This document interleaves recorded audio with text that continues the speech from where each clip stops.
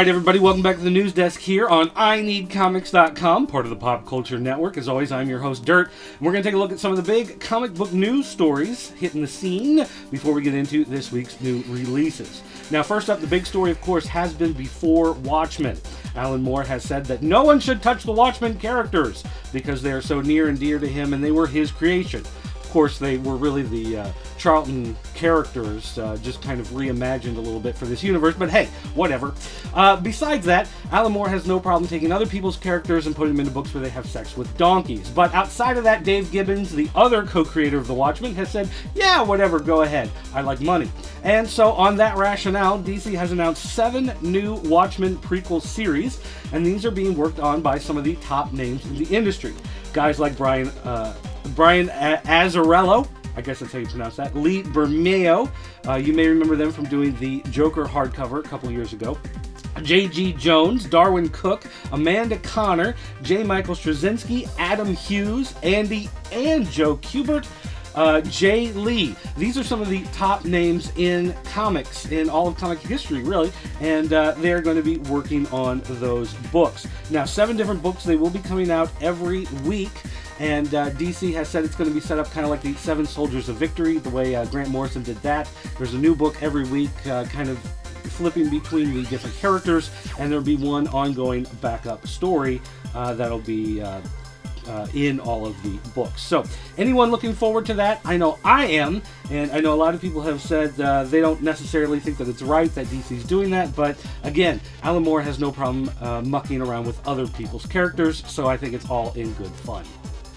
Next up, Diamond Comics has announced the Diamond Awards that will be going to select retailers at the Retailer Summit before C2E2. Some of the categories include Best Window Display, Best New Comics Section, Best Toy Section, Best T-Shirt Display, things like that. Most Improved Retail Display. So if you've got a comic book retailer that you think deserves some attention, make sure you let the guys at Diamond Comics Distributors know all about it.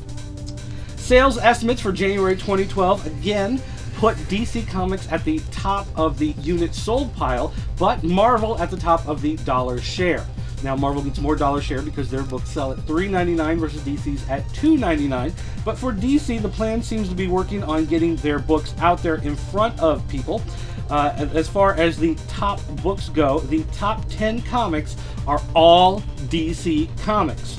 Justice League, Batman, Action, Detective, Green Lantern, Batman the Dark Knight, Superman, Flash, Batman and Robin, and Aquaman.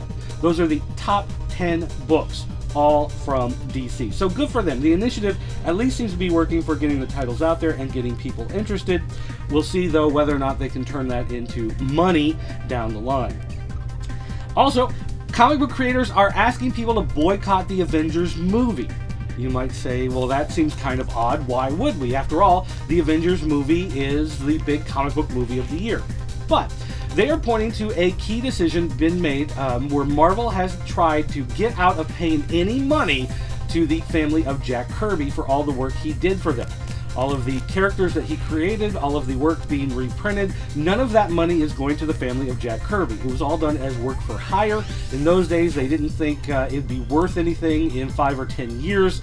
And now that Marvel has turned it into this multi-billion-dollar machine, a lot of comic creators think that it's only fair that the family of Jack Kirby be able to share in that. So they're asking people not to go see the Avengers movie.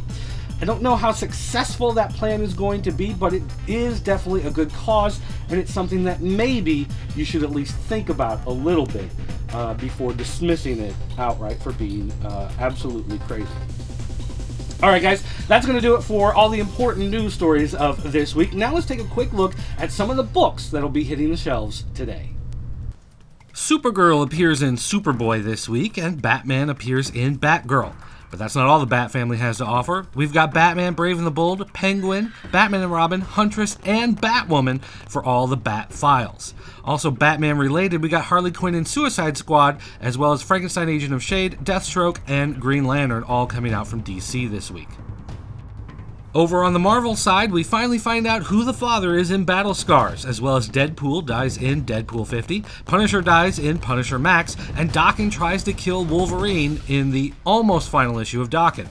Plenty of X-Men books for the X-Men fans, New Mutants, X-Men, Wolverine and the X-Men, and the Wolverine and the X-Men Alpha and Omega Mini. Also, the final issue of Black Panther, the second issue of Scarlet Spider, and Carnage USA just keeps on rolling with these fantastic covers. This time, George Washington. Adventure Time hits Boom with a bunch of covers, as well as the continuation of Charles Schultz's Peanuts and the Kaboom imprint from Boom Studios.